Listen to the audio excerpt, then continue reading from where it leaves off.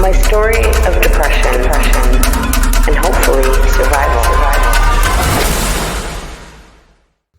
I came across a collection of interviews between Dr. K, Healthy Gamer, and Byron, also known as Reckful. And I found myself connecting to a lot of what Reckful said when he described how he was feeling. I don't experience my depression in exactly the same way as he did, but I can connect with the overall feelings. On June 21st of 2020, I lost my partner, Jordan, to suicide. And it's really hard to wonder, why him and not me? I've made attempts in the past. I've lived with depression for as long as I can remember. Many years it was undiagnosed. For my whole adulthood, I have carried a diagnosis of depression and more recently major depressive disorder. I thought I understood depression pretty well because I'd lived it. But it wasn't until losing him that I really experienced it on a very, very deep level. I shut down to the whole world around me. I spent weeks, months even, doing absolutely nothing outside of my obligations. For most of a year, every single morning, I woke up really disappointed that I was still alive. I had no active plans to terminate my life, but I thought about it constantly. It was a strange fantasy.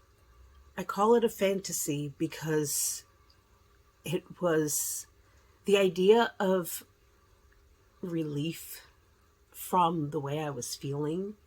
It seemed like the only way to attain bliss. Being content in my life without my partner was an insurmountable thing. There was something that Reckful said that stood out to me. He said that what he was searching for in a friend, and friends seemed to be something that he was very sincerely searching for. Human connection is so fucking powerful. He said that the most valued friendships for him was someone who understood and had been there in that deep, dark, ugly place, but wasn't there in that moment. It resonates. That's the word. That resonates with me. I had many very low points for a really long time, and I still struggle with them. They are less frequent now, but they're still there. There was occasion where I reached out in social media platforms. I've noticed there seems to be 3 main responses that you get. The first kind is the positivity. Things like, you've got this, we believe in you. It's better than nothing. I'll say that. The second one would be relatability. People that say, I relate to it, same, I've been there. Those sort of comments. People relating to what I'm experiencing, that helped me more because I felt less alone. It's a very lonely place being in a deep, dark depression. And lastly, tangible help. That one's a little harder to define. A lot of people really want to help, they just don't know how. People can be very uncomfortable with depression, even if they've been there themselves. For me, I find it sometimes draining to interact with other people that are extraordinarily depressed. I hate when someone says they understand something. No one knows. Heck, I don't even know exactly how I'm feeling half the time. I'm going off on tangents. I was just spiraling. I was feeling very much alone.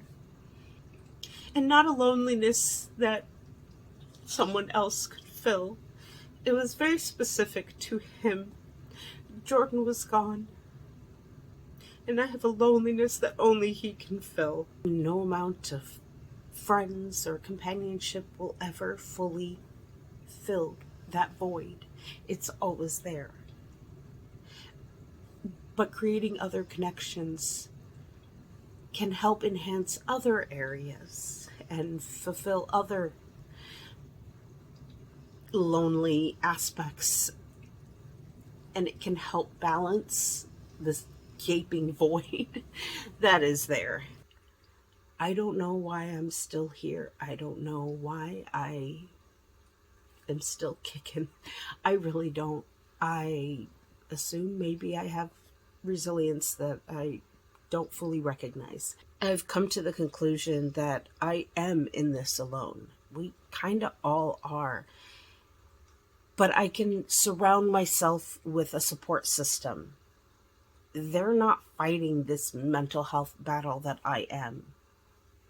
But they can offer support, lend an ear, get me outside my head a little bit, and that is helpful.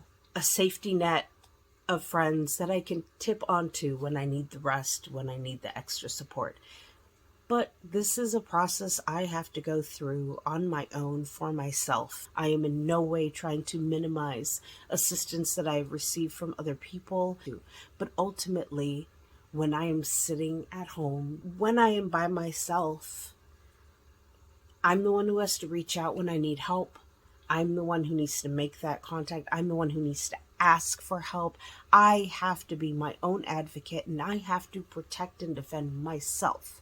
No one else can do that for me. I can't sit and wait and hope that the right person will contact me at the right time when I really need it. Everyone has their own struggles that they're dealing with, and no one can be fully responsible for someone else's mental well-being. Ultimately, that's on me. Exiting this world myself won't bring him back. The only way that I can help him live on is by carrying the bit of him within me. His story became our story, and now my story. And as I continue with my struggle to carry on in this big crazy world, he's still with me. Now, whenever I'm in really dark spaces, I try to do for myself what I asked of him. I asked him to see himself through my eyes.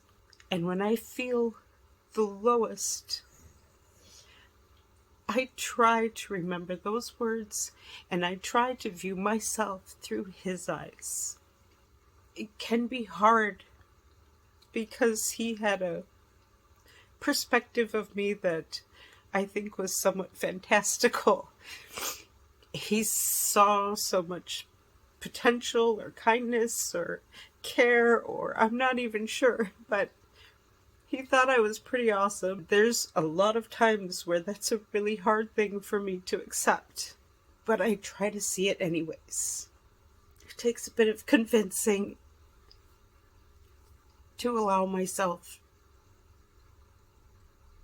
to really accept that maybe I deserve to still be here. Maybe I could still have a purpose. I may have been unable to help him, but perhaps I could help someone else. Until next week. Ciao. Nope. Guess what color I did recently on a client? Cult shit. Anyways,